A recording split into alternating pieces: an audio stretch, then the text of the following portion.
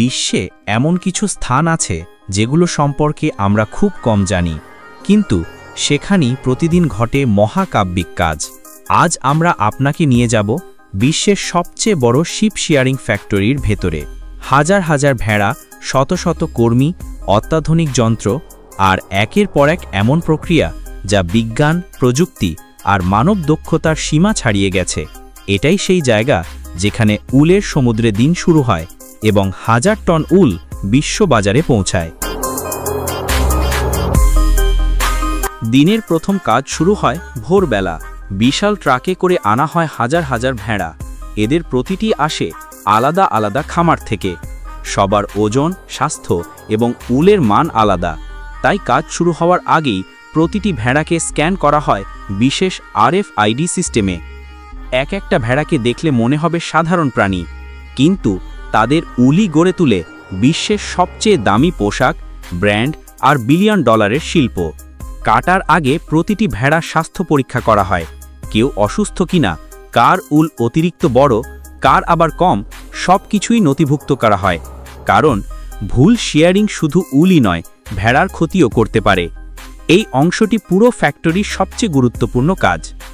এবার আমরা প্রবেশ করছি এই ফ্যাক্টরির মূল হৃদয়, দ্য শেয়ারিং হল।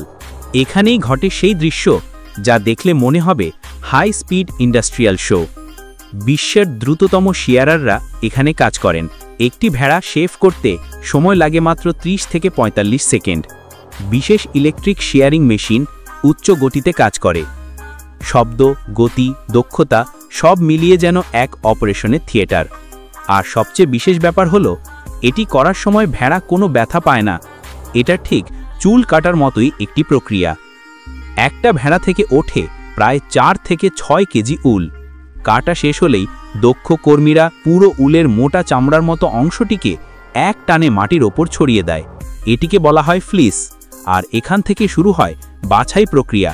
কোন অংশ যাবে জ্যাকেটের জন্য, কোন অংশ যাবে কার্পেটের জন্য, কোন অংশ টেক্সটাইল গ্রেড। এখন আসছে প্রযুক্তি ও মানব দক্ষতার অদ্ভুত মিশ্রণ।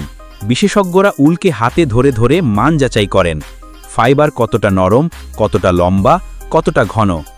এক কথায় উলের ভবিষ্যৎ নির্ধারণ হয় এই টেবিলের ওপরে।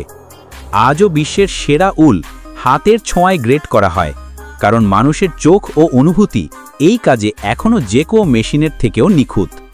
গ্রেডিং শেষ হলে বড় বড় কম্প্রেশন মেশিন উলকে ব্লক বানিয়ে ফেলে, দেখতে যেন বিশাল সাদা সোনার ইট। প্রতিটি বেল 150 থেকে 200 কেজি পর্যন্ত হতে পারে। তারপর বিশেষ কোড লাগিয়ে পাঠানো হয় বিশ্বের বিভিন্ন দেশে।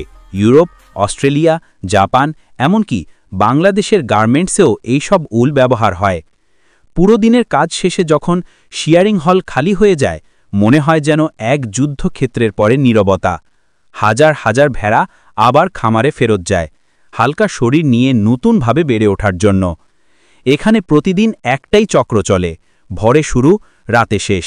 আর সেই চক্রই রক্ষা করে বিশ্বের বিলিয়ন ডলারের উল শিল্পকে।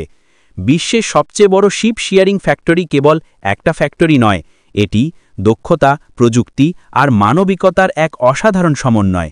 এমন জায়গাগুলোই আমাদের মনে করিয়ে দেয় ব্যস্ত পৃথিবীর আড়ালে প্রতিদিন কত মানুষ, কত প্রাণী, কত প্রযুক্তি একসাথে কাজ করে আমাদের দৈনন্দিন জীবনকে সহজ করে তুলতে। এটাই ছিল আজকের ইনসাইড ভিজিট।